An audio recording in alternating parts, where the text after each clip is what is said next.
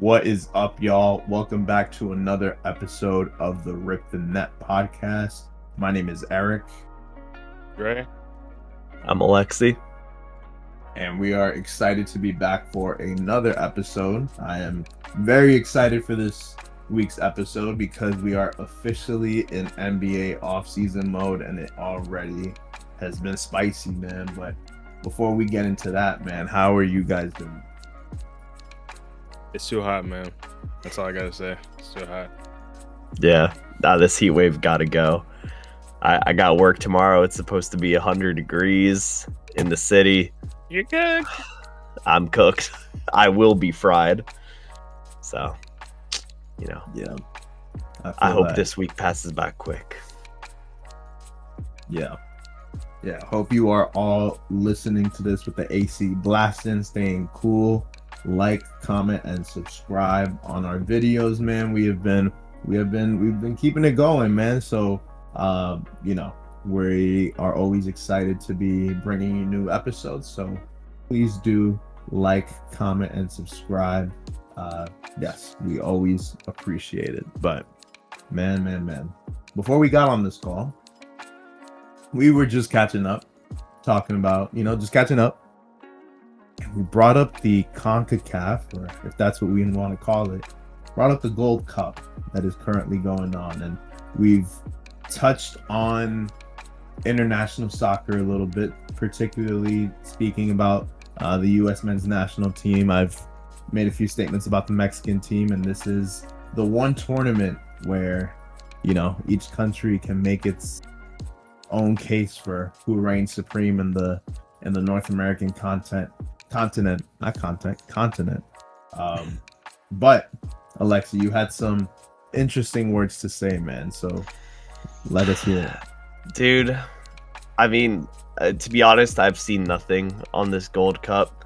That could just be negligence on my part, but just literally looking it up on Google and seeing the current status, I see it's in the quarterfinals. Tell me why Saudi Arabia is in this, bro. Like, this is a North American tournament, and you have a Middle Eastern country in here? Like, it makes no sense. And, look, obviously I enjoy international football, whether it's the World Cup or whether it's more regional, like you did Euros and everything. And even CONCACAF has had a history of that.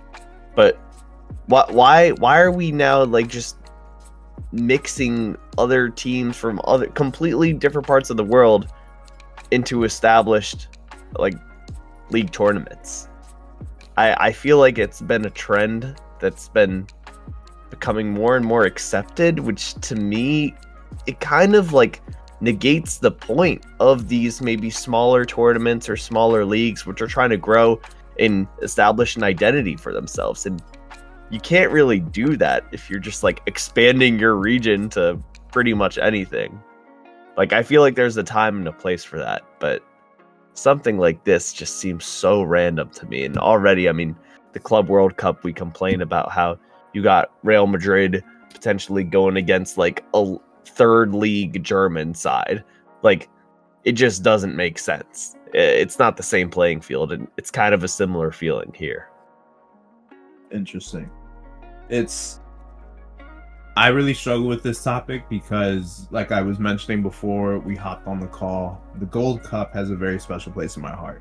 I know it's probably one of the most insignificant tournaments in the entire world, but for the simple sake of nostalgia, for the simple fact that the Gold Cup is the reason why I liked soccer or why I was introduced to soccer at a young age, I am biased towards it because I root for the Mexican national team.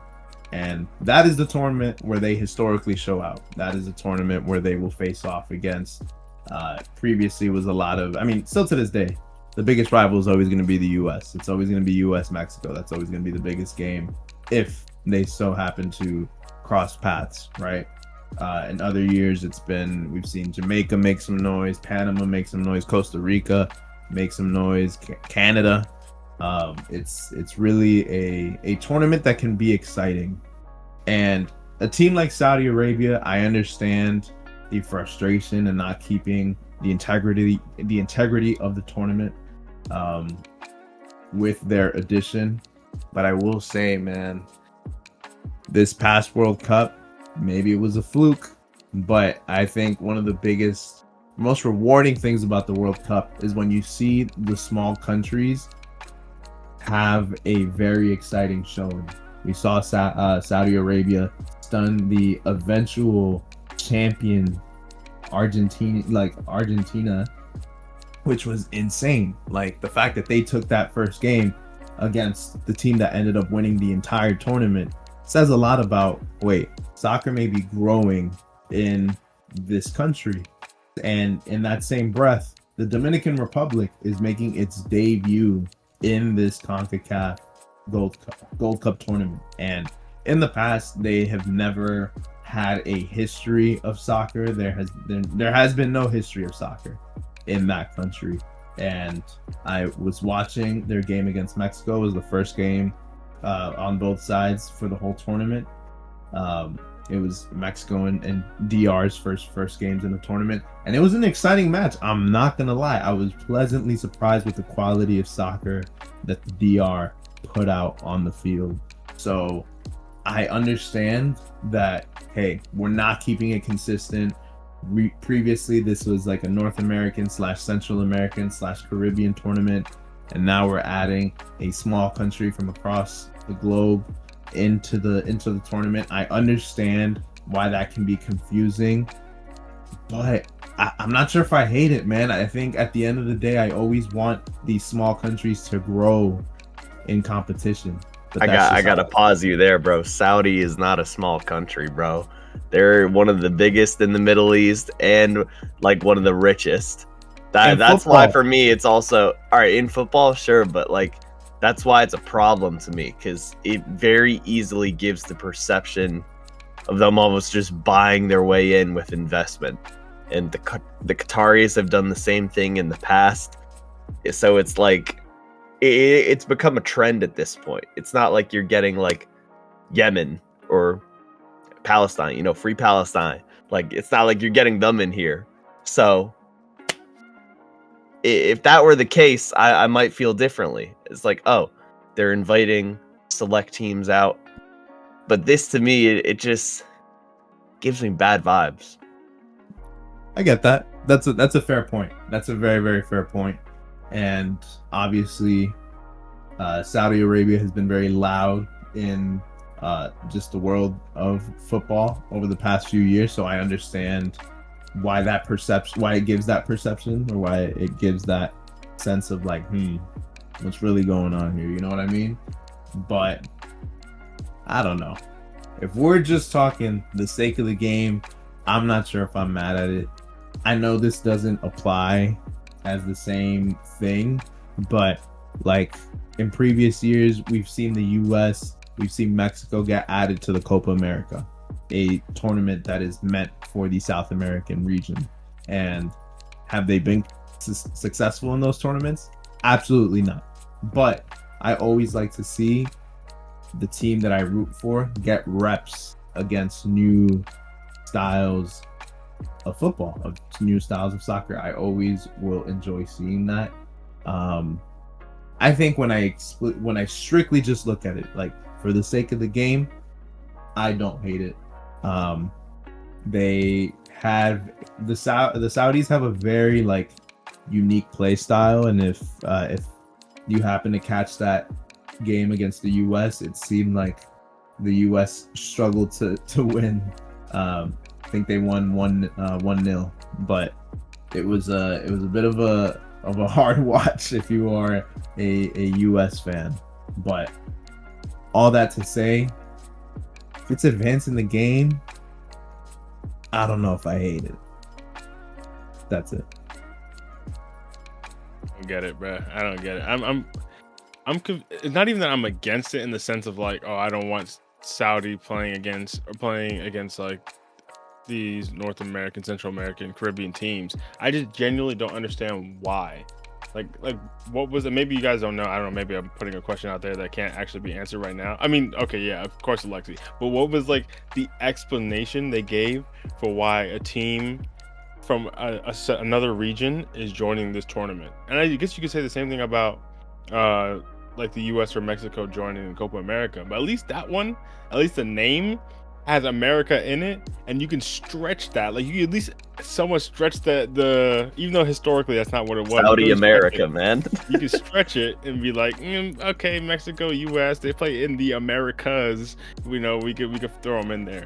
Like genuinely, I can't fathom what reason they could have given that makes it make sense that a team from the Middle East is playing in a North, Central, and Caribbean American tournament.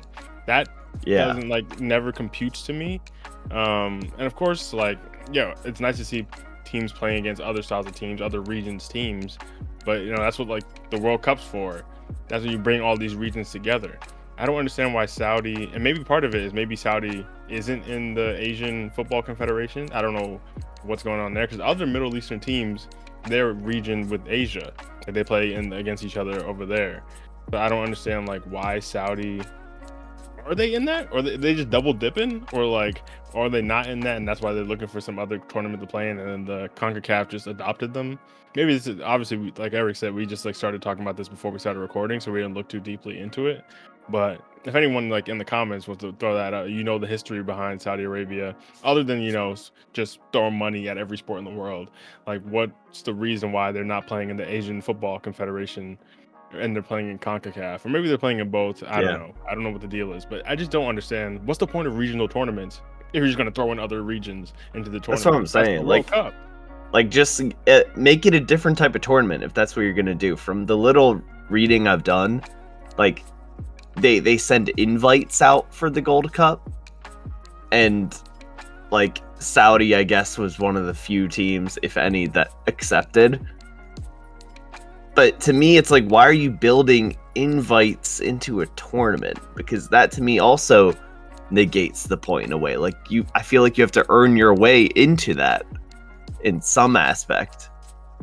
So it's like if all of a sudden, like Boca Juniors is playing in the Champions League, and you're like, because they were invited, or like, and you're like, wait, what?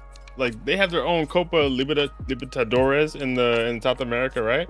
That's like their South American Champions League. Asia has their Asian version of the Champions League. America has whatever. We don't care. And then like every region has their version. And now for money reasons, they're doing the Club World Cup. But at least you can stretch that. You're like, okay, now we're gonna cross over all these regions into the Club World Cup, like you would do crossing over all the international regions into the World Cup. But now, if all of a sudden next season we're like, okay, we're just gonna throw this team from South America in the Champions League. We're gonna throw New York Red Bulls in the Champions League. We're gonna throw Kashiwa Reysol in the Champions League, and then we're gonna take this Moroccan team, throw them in the Champions League too. Like, what's the point of the Champions League? Because you're not champions of Europe at that point. You're just champion. Like, you're making that another world tournament. That's what I'm saying. It harms the integrity of whatever the competition is trying to be.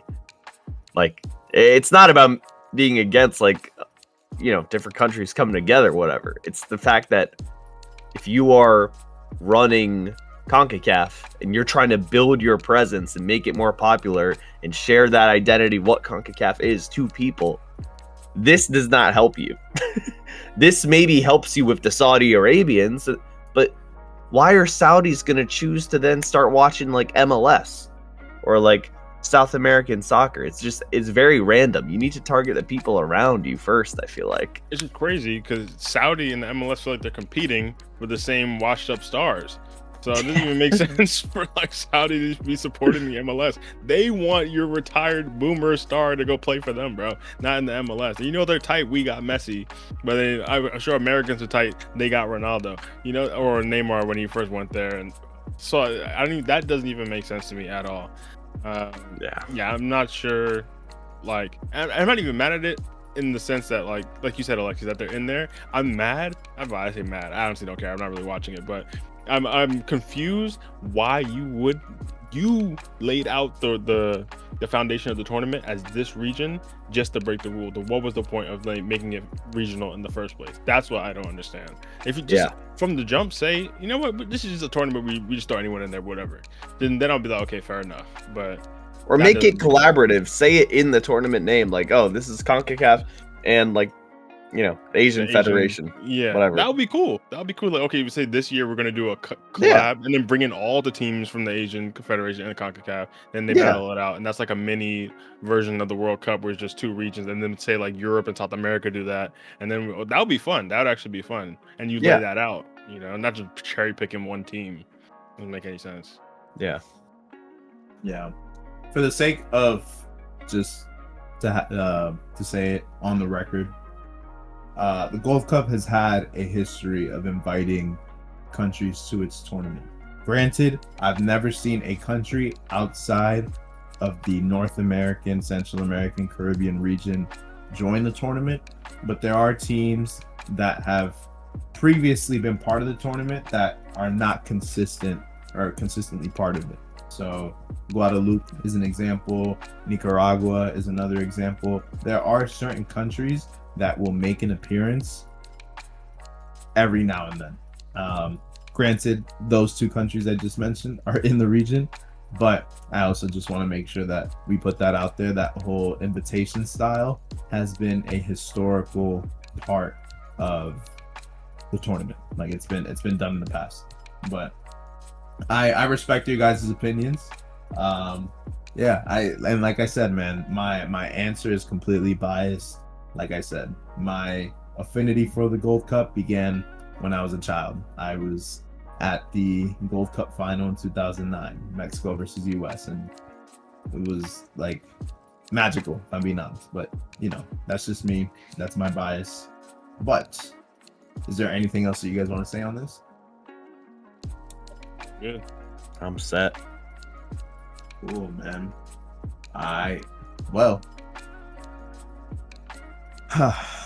Man. It is. We are recording this at the end of June, and we can finally say that the 2024-2025 NBA season has officially concluded. The Oklahoma City Thunder are officially your NBA champions. They were crowned last night in a Game 7 that I thought was entertaining. Did it come down to the wire? It did not, but it was a good game through and through. What the scoreboard reflected, I think, didn't quite show just how much fight was on the Indiana side. So do you guys have any reactions, any thoughts on these finals? What do you think of it? We're obviously in the era of parity, so now we have a brand new NBA champion. The Thunder's previously not lifted up the Larry O'Brien, and so this is now I believe the 6th year in a row where there is a new champion that has been crowned. So 6th year in a row, because 2019 the Raptors ended that Warriors dynasty. But we can say that 2018, 2019, 2020, 2021, 2022, 2023, 2024, and 2025. The past 8 NBA finals have had a different champion. So what are our thoughts? Where do you put this at a high ranking? Are you disappointed? Let's talk about it. Here's the thing. In going into the series, we did a lot of reactions and predictions to each round, and at a point in the tournament, I said I'm done betting against the Pacers.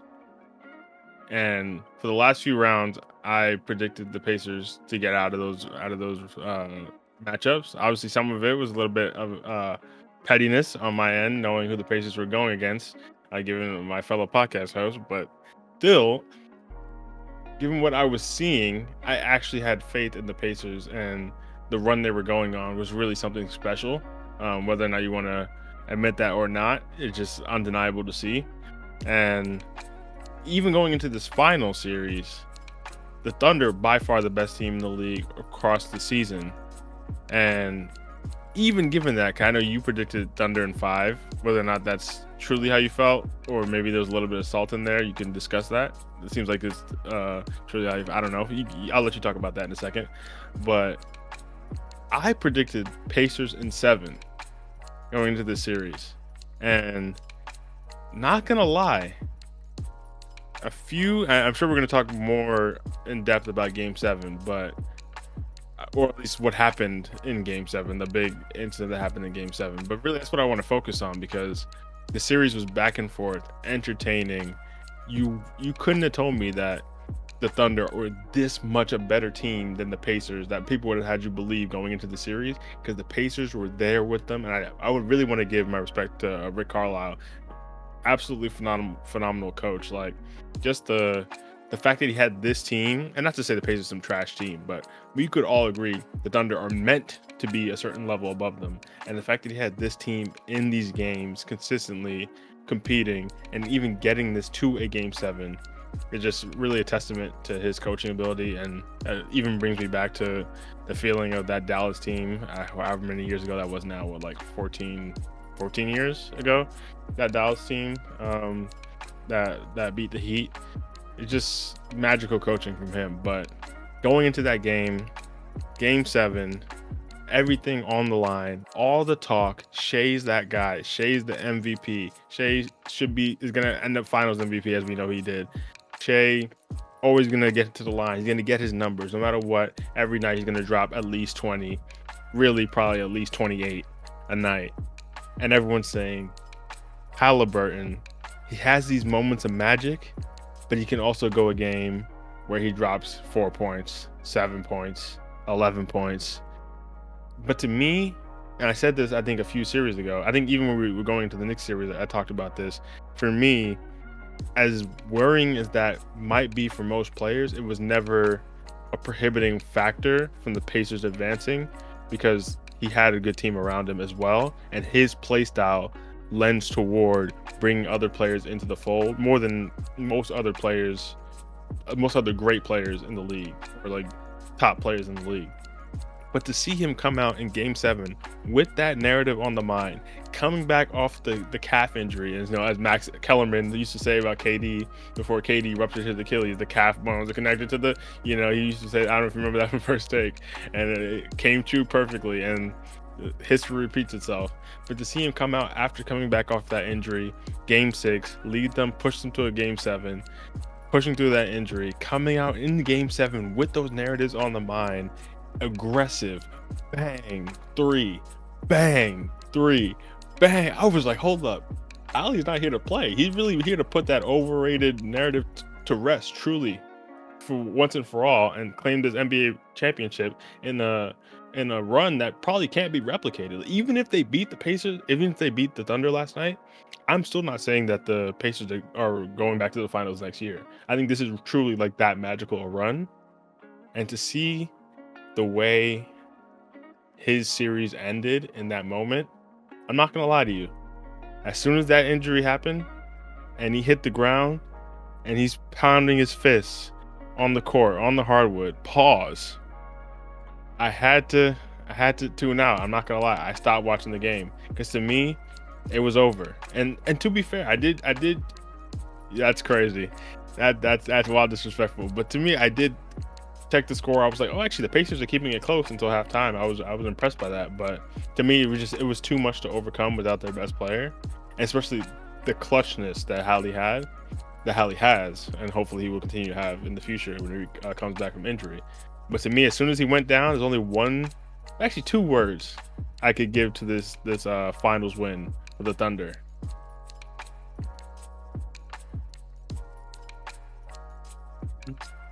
Mickey Mouse, bro.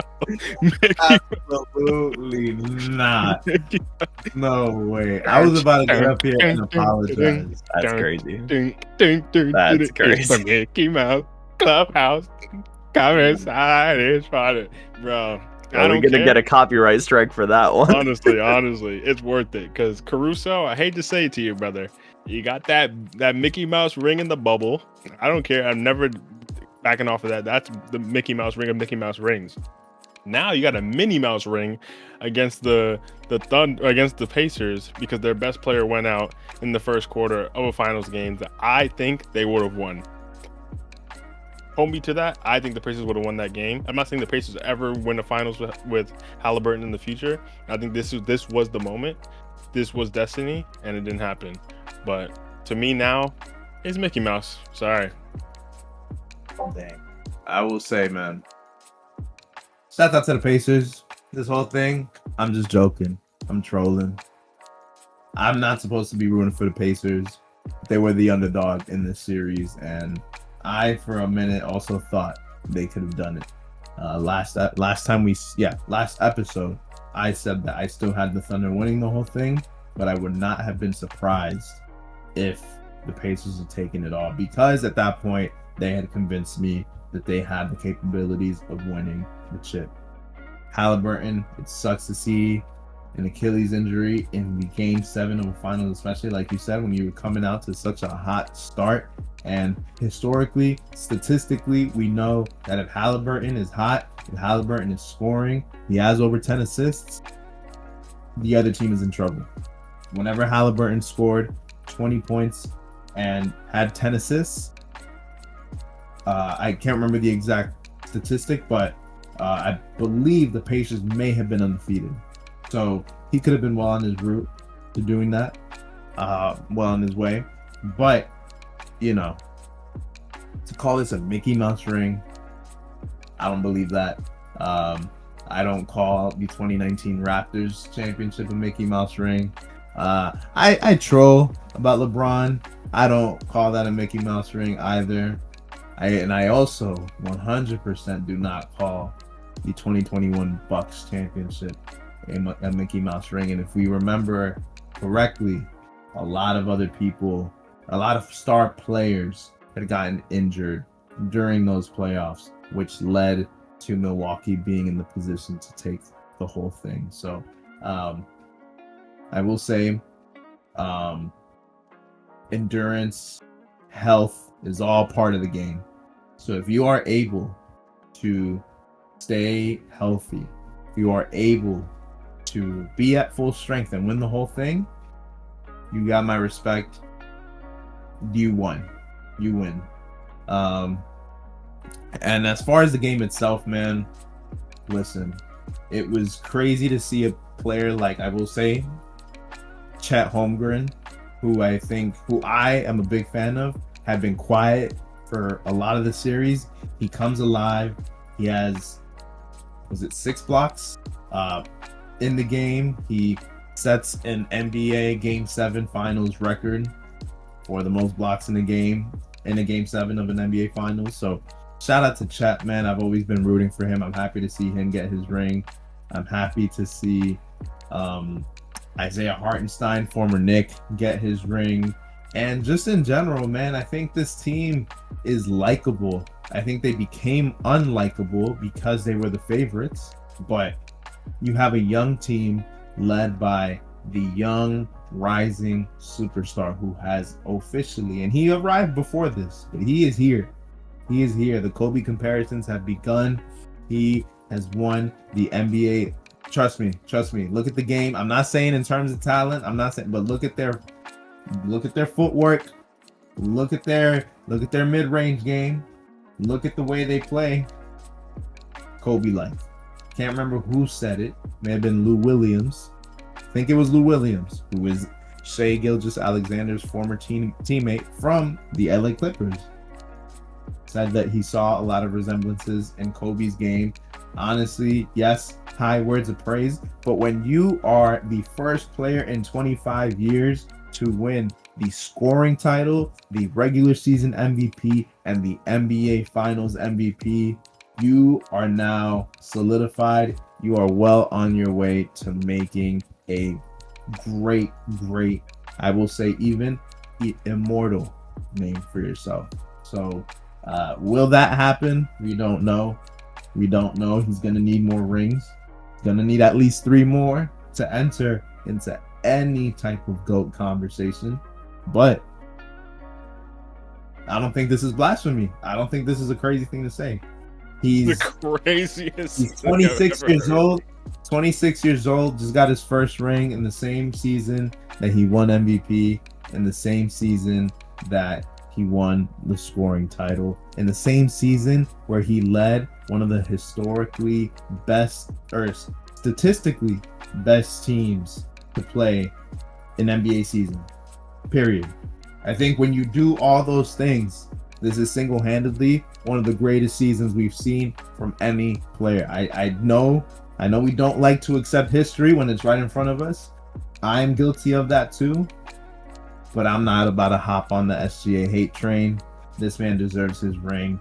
This man has delivered. And I will say, I'm excited to see what's to come for him, because it looks like he's going to be a problem for quite a while. And he has a lot of years ahead of him. So who knows what's going to happen? I could be completely wrong. But I think when you have a season like he did, historically, one of the best seasons you could ever have as a player, man, you got to call it what it is, man. You got to call a spade a spade. What the hell, bro? What the hell? I mean, I'm gonna let you glaze, bro. I mean, I ain't gonna stop you from glazing. You want to get, look glizzy goblin on SGA, call him FTA, free throw attempts. Man, screw that guy, bro. Honestly, actually, I genuinely have nothing against SGA. I still, purely because he's a former Clippers player, I still have love for him. But for me, here's the thing with history and history in front of your eyes and things like that, like you just said. I think in 10, 15 years down the line, people will look back at the season and say, oh my God, he won MVP, scoring title, finals MVP. Oh my God, SGA is that guy. He wears the fits before the game, the aura, whatever. Even though the fits are overrated, I'm calling it now. But either way, if you actually were here during the season, and I'm not even the most tapped in, but for me, in real time, Jokic was the MVP. You can disagree, agree, whatever. I personally think Jokic was the MVP. And a lot of people thought Jokic was the MVP. So maybe in 15 years, all it's going to matter is that it reads SGA's name. But things have to come in context at the end of the day. Jokic, to me, was the regular season MVP. Shai, scoring title, fair enough. Get your free throw attempts. That's cool with me. Finals MVP, I think that's also well-deserved. But to me, the whole thing you just laid out there it falls apart just on the premise that wasn't even a convincing MVP win. To me, anyway. Like you said, at the end of the day, in however many years, maybe that doesn't matter. Maybe the details fall aside and people just glaze what's on the screen. But I think you have to look beneath the surface just a little bit. And I'm not saying he won't go on to have an amazing career, but I think more than anything, it's the eye test. I think when people go for GOATs, and this is kind of how I view sports in general. That's why, like, MJ's always been the GOAT to me over Bron. Is for me is the peak of a player. If you go peak for peak on all these players, who has the highest peak? And you have to sustain it for a little bit, but you can't just be like a one season peak and then you're the GOAT. You have to sustain it for a little bit. But for me, it's peak for peak. Who had the highest peak? More than, okay, he was really good for 20 years. And that sounds like I'm specifically talking about LeBron. But no, it's not meant to be a LeBron hate session, whatever. But to me, watching Shai, because there's a lot of the season I didn't watch Shai. So now I'm hearing Shai's the guy. Shai's the guy. Shai's putting up 30. He's putting up 35. He's doing this. He's doing that. And then I actually watch Shai, get the eye test, and I'm like, this is the guy? Like, this is the guy? Like, of course, the numbers are the numbers. You can't deny the numbers. The game is still smooth to an extent. You got the mid-range. You got everything. But this is the guy. This is the guy that, one, you're gonna make the face of the league, because you know the glaze is unstoppable. As soon as, now that he's won the ring, next year the Shai PR train is going to be unstoppable. If he doesn't go back to back, I will genuinely be shocked. Like, I would be so shocked that he doesn't, not back to back finals wins, but back to back regular season MVPs. I will be genuinely shocked. Whether or not he deserves it or not, the PR is so strong for him now. Even even when Hallie went down with the injury, Shai just like stopped for a second, tapped to check on him, and every post after just like for the next 30 minutes was barely even about Hallie's injury. It was about Shai, what a sportsman. He went and tapped Hallie on the shoulder when he was on the ground. Like, what? But this is basic human decency, bro. Like, y'all are treating him like he's some god because he went and he stopped for half a second to tap him on the shoulder. Like, this is crazy. I just, to me, and maybe I got triggered because he threw out a name like Kobe, and there's just a certain level that I associate with that I haven't seen Shai hit in the eye test. In the eye test, numbers are numbers, but the eye test to me matters a lot. And not to say Shai will never hit it.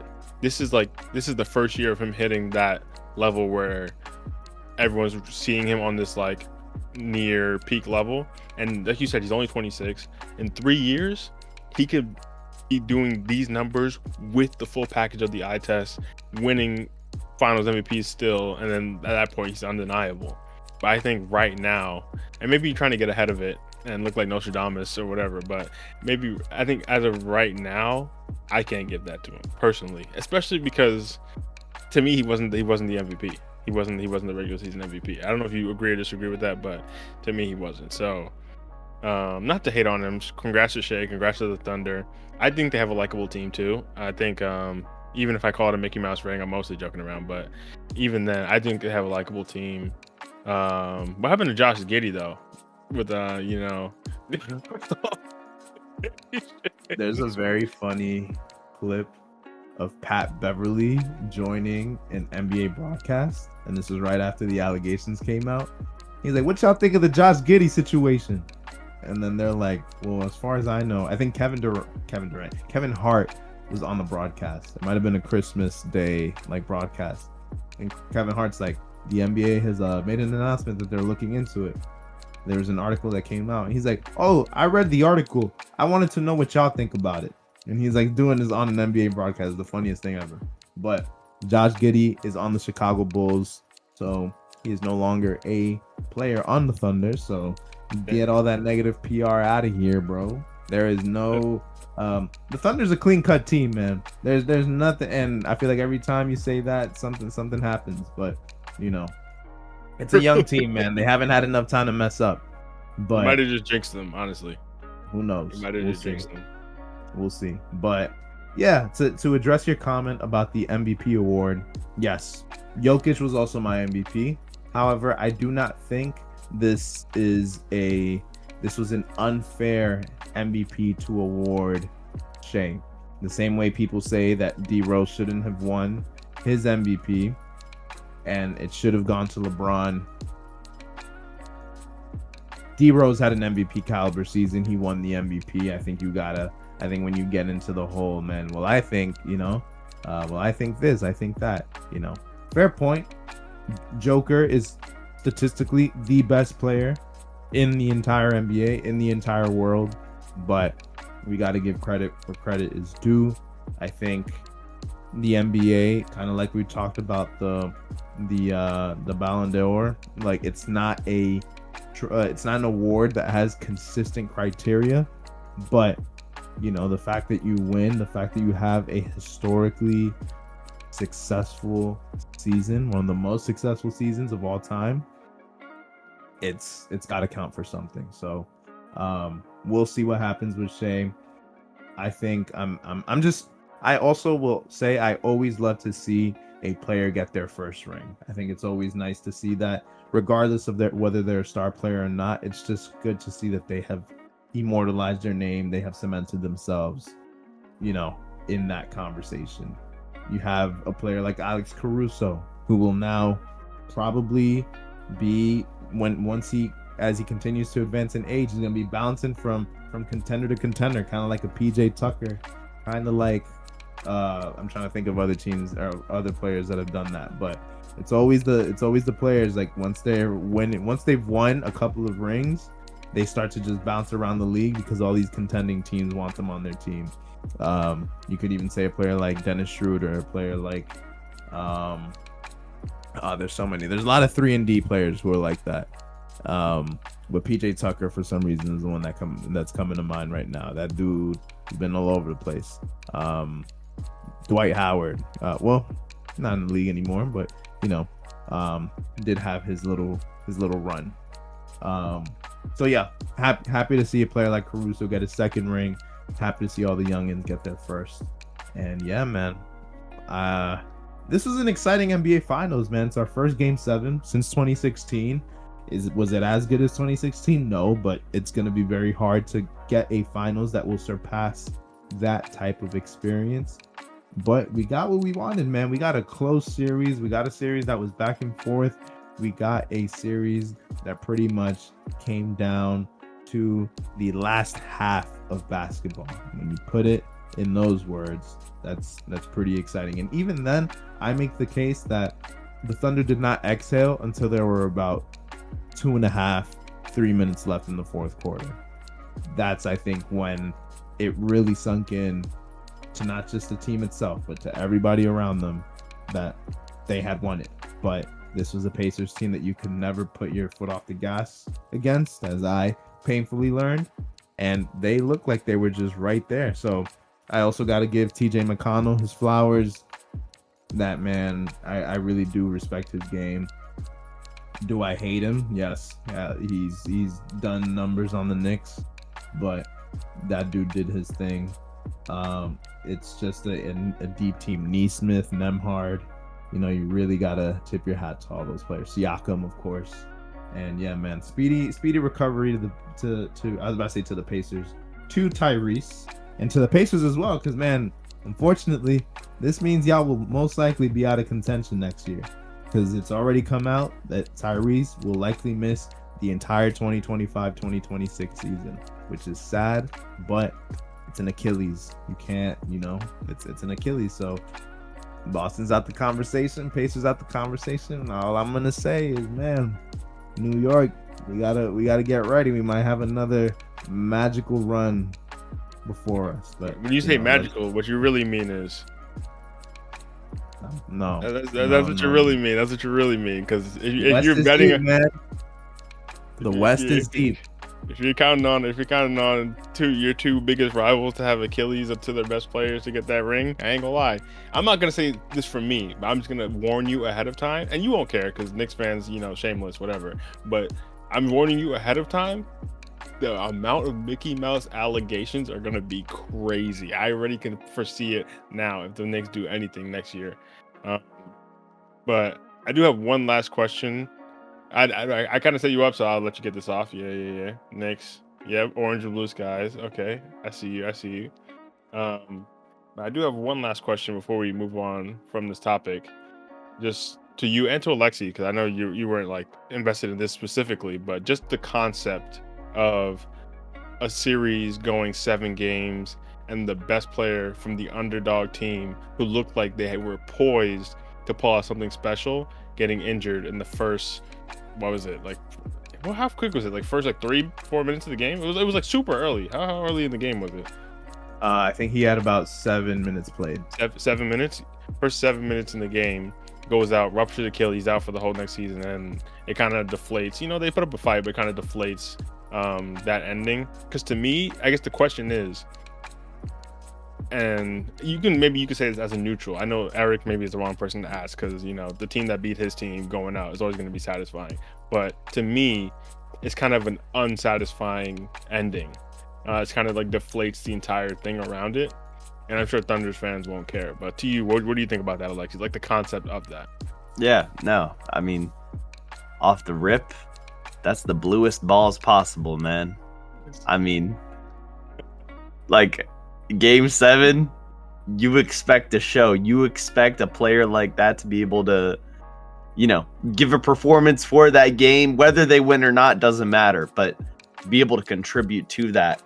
And knowing whatever happens next season, they still got a good team, a good roster that's ready to go.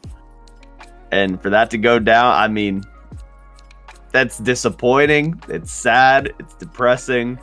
And not to diminish, the other players and like what they do on the court, but I mean, every team has a star player, and like they're such an asset in every way. And whenever they go missing, I mean, that'll just have a huge impact, whether it's a regular season game or a final. But in this case, you know, it has the maximum impact. So I feel bad. I mean, I saw some like videos going around of like reactions to that, and yeah, clearly I think people feel a bit robbed in a way. So it's understandable. It reminds me a bit of like, I think it was the Euros years ago for Portugal where Ronaldo got injured within like 20 minutes. And, you know, he was kind of like going crazy in the tournament, and like people were expecting him like, oh, he's going to win his trophy. And then they still won, but it wasn't the same. Yeah, it didn't hit the same. I think, yeah, I'll let you respond to it too, Eric. But I think that's the thing from a neutral perspective, especially like just because not really about winning or losing at that point. It's really about like, what's the emotional response I'm going to get from this game, like that journey of the game. Yeah. Something like that happen, you're like, damn. Now the outcome is still cool, but like really sports is about that journey. And I don't know. Exactly. That's kind of the part. That's a good metaphor for it. It really is. What do you think, Eric, as a Knicks fan? Yeah, and I'll say this as a basketball fan, man. You're never gonna want the best player on one of the teams in an NBA Finals to go down. You're gonna want to see the Titans clash. I will say, and I will accept that like many Knicks fans will disagree with me. Many will maybe disown me. I actually would have not have been mad if the Pacers had won the whole thing, simply off the fact that they just had a magical run in them. And it's not like I would have celebrated and been happy, but as a basketball fan, you like see who doesn't love an underdog story? Everybody is going to buy into that. And I will say I was guilty of that as well. I had Thunder as my pick, but I wouldn't have been mad if the Pacers won. So to see Tyrese go down, yes, it was definitely hard to see. And, you know, it's tough, man. It's so tough because he's so early into his career. So there's a part of us that just has the optimism of like, okay, he'll come back. He'll be good. He'll be all right. Like, he'll be back to his former self. And yes, we are living in an age where technology has gotten so much better. It is so much more common. I don't want to say easier. It's so much more common for a player to make a full recovery. Kevin Durant, it's been crazy. It's been 6 years since he tore his Achilles, and he is still killing it in the league.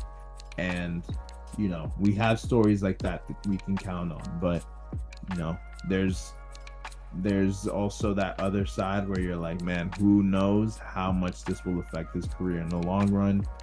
It may not at all, but it's definitely a thought that you have to have. So speedy recovery to Haliburton, you know, it's I want him back in the league.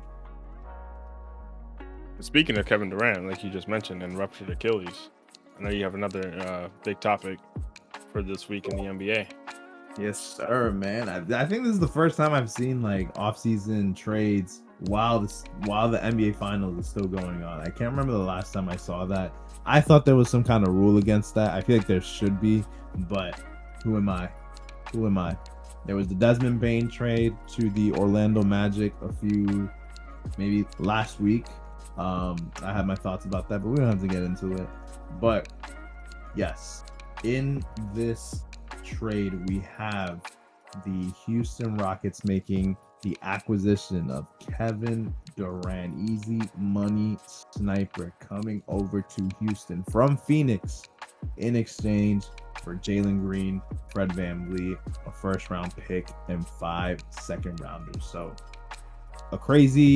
not a crazy big haul for a talent like Kevin Durant, but I think you also have to be real with yourself and realize Kevin Durant's getting up there in age. So the draft capital to not get too many first-rounders, I think is fair. I think it's okay. I am not mad at that. And you also have to understand that this is the best trade they were able to make. The Phoenix Suns were up against the wall. They had terrible contracts a terrible contract in a player like Bradley Beal, and then they had no depth on their roster whatsoever. So a trade was desperately needed. This was a desperation move. They really, you just got some picks and some solid players back. You got yeah, like I said, Jalen Green, Dylan Brooks, solid players. But now there's rumors that Jalen Green is getting shopped around. He might be on the move again, and I hope they can get 2 first rounders maybe. I think he's worth 2 first rounders considering his young age and considering the potential he's demonstrated. So why not chase more draft capital? But if they do that, you got to really think, man, is Devin Booker potentially on the move? I don't know. This trade, while it was expected, while it had been in the news for weeks, now that it has officially happened, it really does make you think. I really want to know what is in store for the Phoenix Suns, and in turn, what is in store for one of the best guards in the entire league. But what are your guys' thoughts? Honestly, the thing that stood out to me the most that you said there, I know we're talking about Kevin Durant, but I think Devin Booker should be in the shop window, honestly.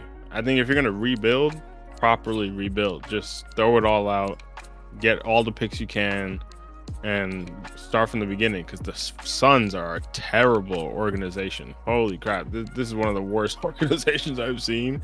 Even the fact that they went with that and we gotta call out Stephen A for that too, like the lethal weapon 3 or lethal whatever the hell he was talking about when they got Bradley Beal. It was like Bradley Beal, Devin Booker, Kevin Durant, that is the best offensive lineup I've seen in the history of the NBA, or whatever the hell he was saying. Like that, it did not pan out, bro. It did not. Not only did it not pan out, it's been spectacularly mid. Like that has been like the worst, like 3-star super team combo.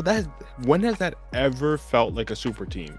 If we're even talking about, when have we ever even seen them put together an extended stretch of games where they're all healthy and all firing? Like, to me, that has been one of the worst trades in modern NBA history. It was just terrible. It was honestly terrible. And the fact that the Suns one, I know KD, as great as he still is, as we know with everyone, he has limited time left.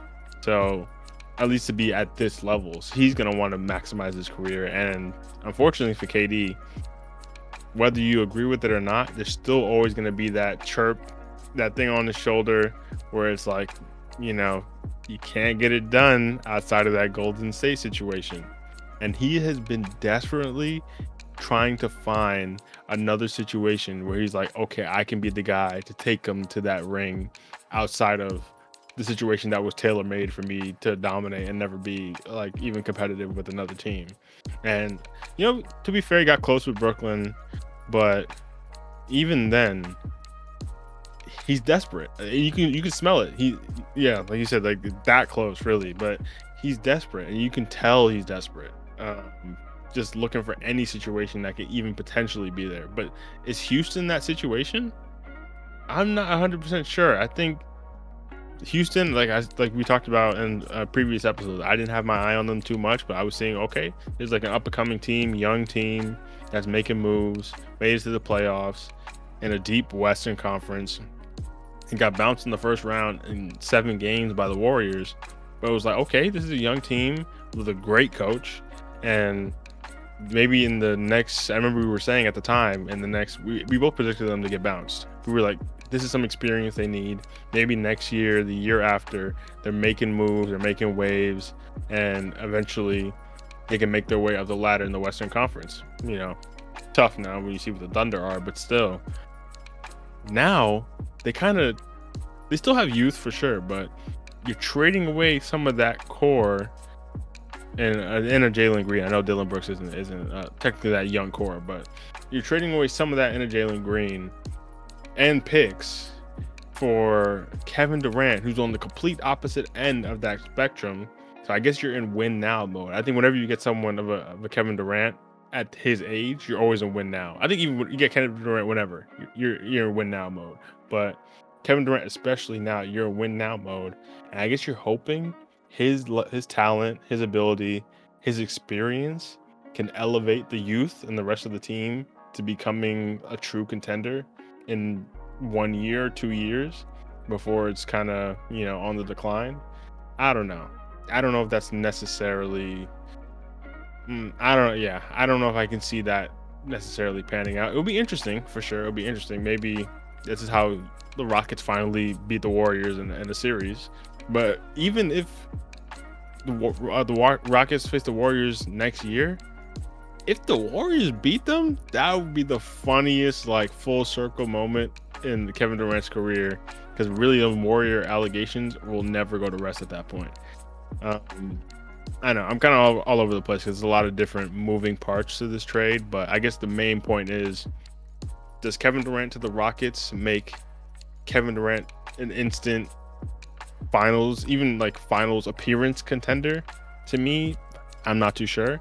And for the Suns, honestly, get rid of Devin Booker. That's all I got to say about the Suns. Get rid of Devin Booker. Honestly, I'm not too fond of Devin Booker, period. And maybe that's a blasphemous thing to say. I don't think he's necessarily the problem as much as the Bradley Beal. The Bradley Beal, what the hell? What is his career, bro? Bradley Beal is the most disappointing NBA career in a minute. But Devin Booker, even then, I'm not too sold on him. I know he had that run to the finals where they lost, but still, to me, especially seeing what someone like a Shai has gone on to do, and maybe you could say if Booker's in Shai's position, it's similar, but I just think, I don't know. I think we kind of saw flashes of, Devin Booker could be this, and people were comparing him to Kobe back then. Remember, people were comparing him to Kobe, and that's why I'm kind of hesitant. I'm not saying you're doing the same thing. I'm kind of hesitant in any kind of comparison of that kind, but now I'm like, was that just a flash in the pan? You got your signature sneaker, and now you're kind of just Worst signature sneaker in the league, by the way. Yeah, that trash, absolute trash. But I don't know. I kind of threw out a lot of different points there. I don't know if there's any thread there that you wanted to pick up. Yeah. No, there's a couple things. So, okay, I actually think the Houston Rockets are finals contenders.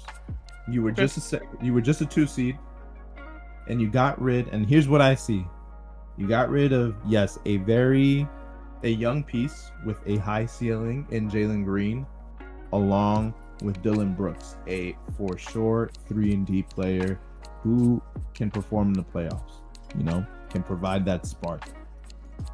Now, the issue with Jalen Green is his inconsistency, and that's been the main thing that I think has plagued his career, and probably the reason why he was let go, because in an alternate world, it's Van Vliet that they could have let go of. Could have been Fred Van Vliet that they would have traded away, because Fred Van Vliet has proved himself. He's won his ring. We know his worth. But with a player like Jalen Green, he's not that consistent, and it's still very early on in his career. So selling him this early, trading him this early, gives the other team this potential illusion of we may have another star in our hands that may never end up panning out, So it's hard for me to hate on the Rockets, because I actually think they played their cards perfectly. Because now if we look up and down on their roster, Fred Van Vliet, you have the guard, the playmaker, who has great perimeter defense. You have Amen Thompson, great perimeter defense, very athletic, young guard. And that's going to be the theme in this entire team. Kevin Durant at the 3. Then you have Jabari Smith Jr., who's a big man, who's very athletic, who can shoot the 3.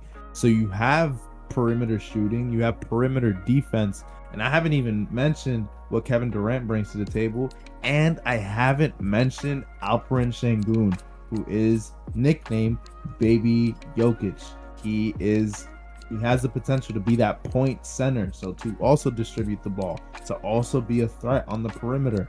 And so when you look at that, this Rockets team, and I haven't even mentioned Steven Adams, a veteran big man who is coming off the bench, who is a great defensive piece, who can defend the paint, can defend the rim, and who will go to war for his team. So you look up and down, this is a 2 seed that just added one of the greatest offensive players ever, who is still in very great condition. The Rockets made a very, very, very calculated, very good move, in my opinion. I love this trade for them. I would not be surprised if they make it to the finals next year, because they had a very, very fair shake with the Warriors, and they lost, yeah, but that can be brought back to experience. You're going against Curry, you're going against Jimmy Butler. It's going to be a little tough, but now you've added one of the best players to ever play the game, man. I know he's old. I know the window is short right now. It's very small. But I think in the era of parity, like everyone has been saying, you have to go for it. So me personally, I like this trade for the Rockets. Yeah, I see your points. There's only 2 issues I have. And I think maybe even with those 2 issues, we see them make, I don't know. I still think finals is a push. I think conference finals I can see. But here's my 2 main issues, and maybe you can address these too. For me, I guess maybe I don't weigh the regular season that heavily in the NBA, just because so many teams, I know Max used to always say something like this, like so many teams make the playoffs that it's hard to, especially now with the play-in, it's hard to truly weigh the regular season like accurately. And to me, when you're a 2 seed who gets bounced by a 7, I know the West is so volatile and all those places are really close. But they ended up at the end of the season, they ended up being like a solid 2 seed, like in terms of I don't remember the exact standings, but I remember it was like 3 down was like a crazy. I think 2 would like actually made like a solid, they were like comfortably 2. And I think if you're a 2 who gets bounced by a 7, that's one of those teams. It's kind of like the Thunder. I don't remember exactly where the Thunder went out last year, but the Thunder were still amazing last year in the regular season, and they didn't make it all the way, experience, all that kind of stuff. And to me, that feels like an empty seeding. And maybe that's harsh, but that's kind of how I feel about when teams that are up and coming and they have a great regular season and everyone gets excited and they're like, oh my God, this team is actually on the up. And then they reach the playoffs and you're like, actually, how you do over the course of these 82 games doesn't really matter that much, because when it comes down to it, you still got clapped by the team who's been here and done that. And to me, that makes them feel like an empty 2 seed if you get bounced by the Warriors, who had to come out of the play-in to even face you. And it's 7 games, sure, but you didn't get it done. So like that 2 seed to me feels more like a 6 if you're really like weighing a 6 or a 7, like weighing like what you actually were able to do when everything's on the line. So I think even if you're talking about a 6, adding Kevin Durant, okay, then maybe now you're a true 2 seed, like even just off the strength of Kevin Durant alone, and that's enough to take you to a conference finals.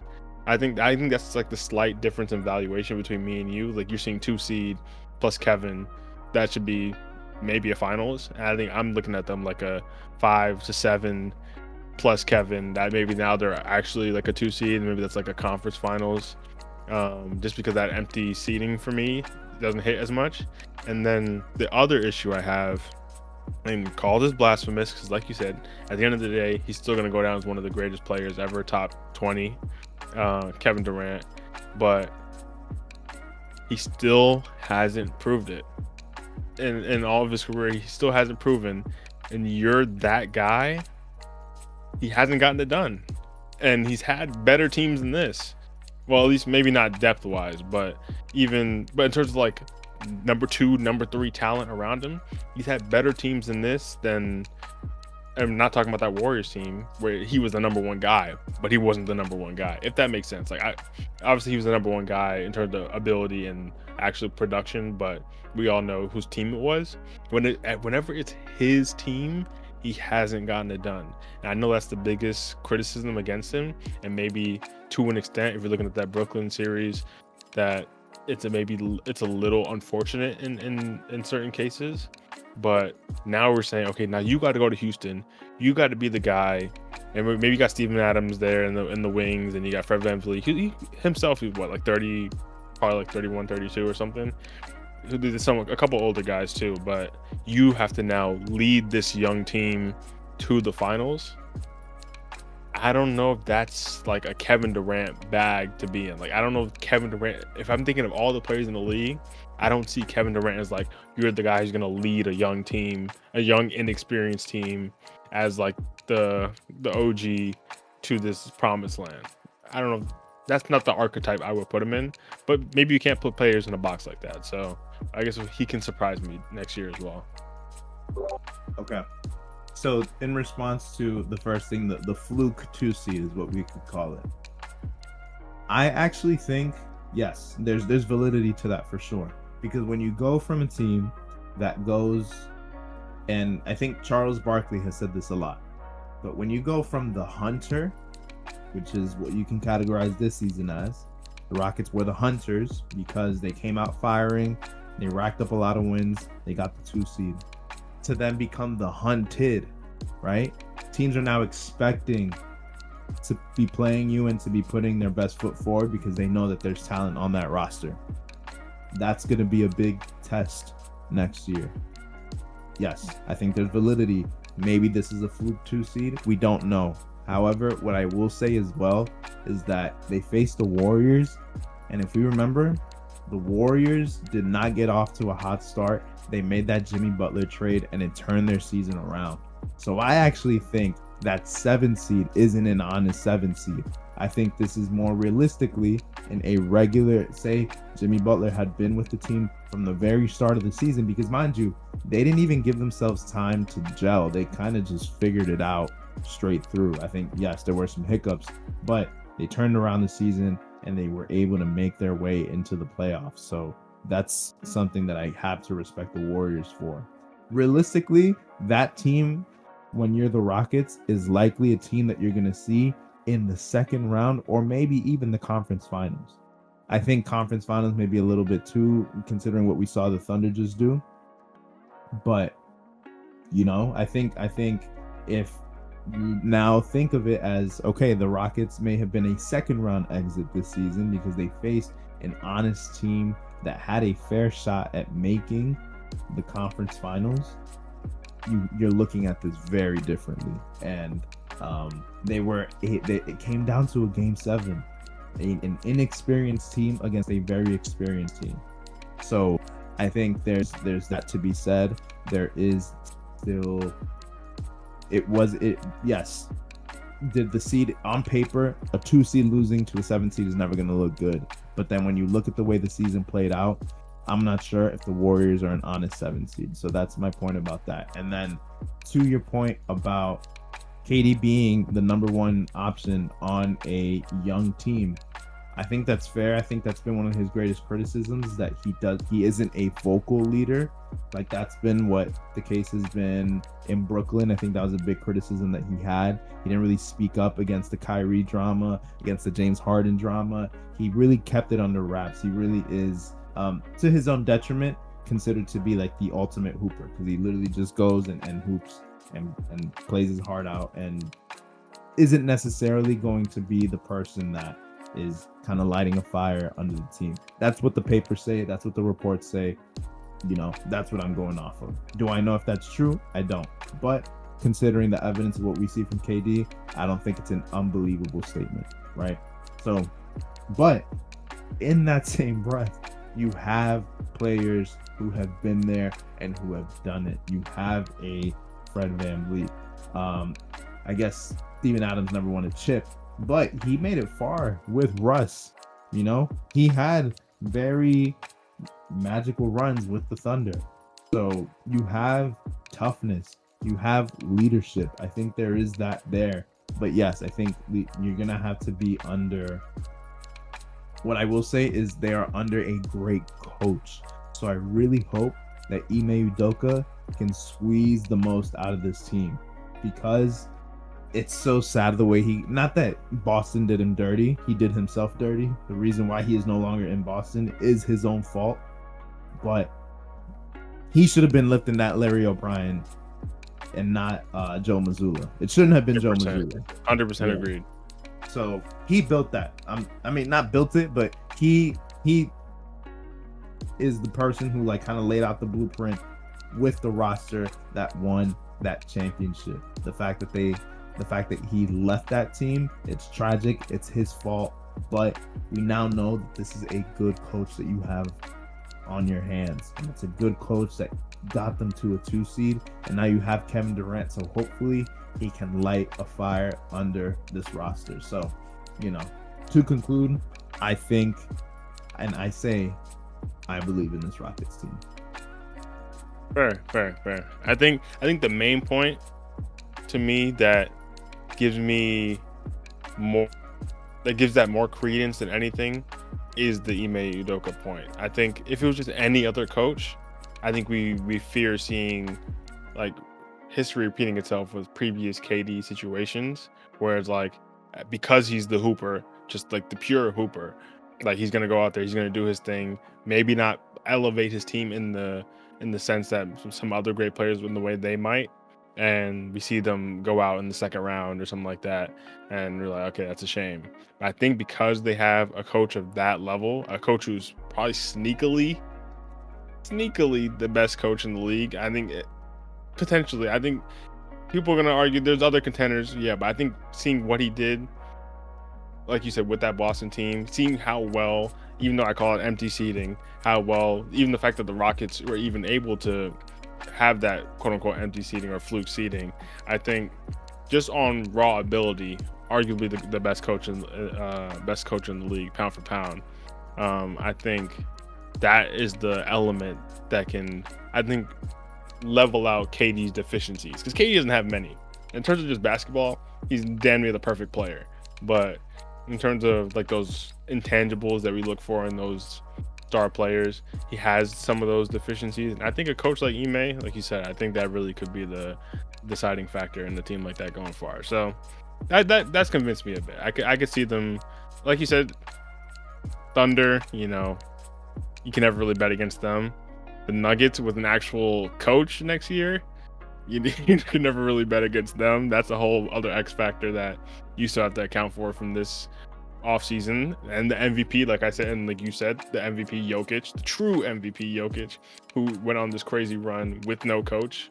You have to account for that next year. And of course, the West is always the West. But I think it's going to be fun. It's going to be fun for sure either way. Absolutely, man. Absolutely, man. I'm excited, man. I want this new season to kick off, man. We just finished up, but there's some new storylines underway, and since it's the NBA offseason, we can only expect more storylines to develop. And I hope we see some movement, because I think the current state of the NBA needs a little bit of a shakeup. It always happens. There always seems to be a shakeup.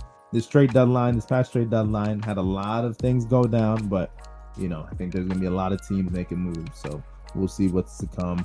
But this may go down as the biggest trade of the summer. We'll see what happens. It's like Luka still happened a few months ago. We forget that still happened. So we never know what's cooking up. We never know what's kept under wraps. But with that being said, man, any final remarks from either of y'all? I think that was a good segment. I know this episode, I haven't checked the actual runtime, but it's probably a little shorter than usual. Sorry, folks. It's goddamn 100 degrees and where we all live. Basically, we're hot. We're sleepy. Things like this happen, but we still brought you guys an episode this week. We still wanted to have some fun. A lot of big topics to talk about, especially in the NBA world. So we're trying not to miss a week, and we're bringing you an episode this week. We'll be back next week with something a little more regular. Hopefully it would have cooled down. The heat wave is over, because I am dying. Like, I'm actually dying. I'm sure the other two are as well. So Preach. Hope you enjoyed it. Hope you're staying cool, and like, subscribe, all that good YouTube algorithm stuff. We very much appreciate it. Help push up the algorithm, all that jazz. And we'll see you guys next week with another episode right on time. Yes, sir. Adios. Peace. Peace out, y'all. Take care.